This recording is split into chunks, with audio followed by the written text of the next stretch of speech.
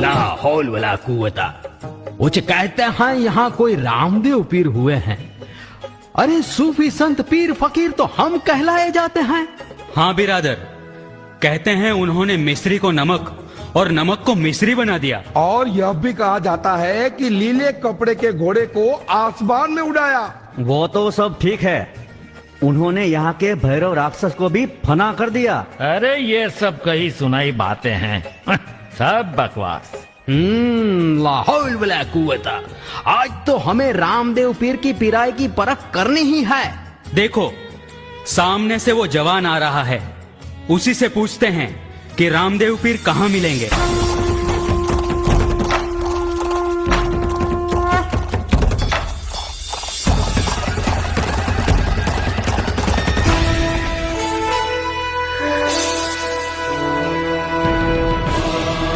भाई साहब, रामदेव पीर कहाँ मिलेंगे?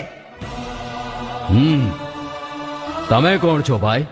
हम मुल्तान के पीर फकीर सूफी संत, जो समझना है समझो। ओह, तो तमे हमारा अतिथि केवाओ। आप कौन है? मारू नाम ज रामदेव छे। ओ, तो आप ही है रामदेव पीर। લોકો મને પીર કહી પુકારે છે, એ એમની આસ્થા છે। तो है पीर, आप अपनी पिराई दिखाएंगे क्या? આપ સૌ જ્ઞાની લાગો છો અને જ્ઞાની કોઈના પારખા ના લે। લાહौल वला कुव्वता, हमें देख के पिराई हवा हो गई ना।